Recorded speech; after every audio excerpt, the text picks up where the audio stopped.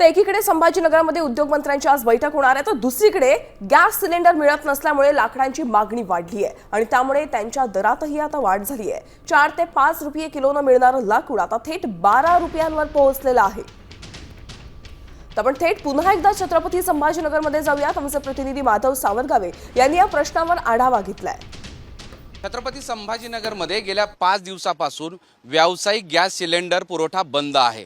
त्यामुळे hotel mess चालकांना gas मिळत नसल्यामुळे स्वयंपाक कसा करायचा असा प्रश्न पडलेला आहे। आता गॅसवरून लाकडावर म्हणजे लाकडाच्या चुलीवर आता हे मेस आणि हॉटेल चालक आलेले आहेत आणि त्यामुळे आता लाकडालाही चांगले दिवस आलेले आहेत। पूर्वी 5 रुपये 4 रुपये 6 रुपये असं लाकडाला 1 किलोमीटर भाव होता, पण आता तो वाढलेला आहे। आता सध्या काही ठिकाणी 8 रुपये तर काही ठिकाणी 10 काही ठिकाणी 12 रुपये किलोनं लाकूड विकला जातो आहे। आपण लाकडाचे तुकडे बघताय, हा जवळपास किलो 1.5 किलोचा असेल, म्हणजे याची किंमत 10 ते 12 रुपये इतकी झालेली आहे। आता ही जर 3 लाकडं जर घेतली तर साधारणतः एक 40 रुपये मोजावे लागतात अशी स्थिती आहे। लाकूड मिळेल की नाही पुढच्या काळात असाही एक भीती आता सगळ्यांना आहे। लाकडालाही चांगले दिवस आलेत, लाकडाचेही भाव वाढलेले आहेत।